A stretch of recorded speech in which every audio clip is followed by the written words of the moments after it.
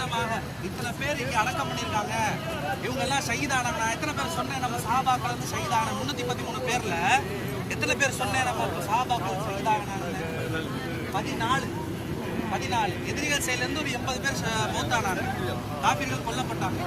நம்ம இதில் வந்து என்னது ஒரு 14 பேர் அவங்க ஷஹீதானாங்க.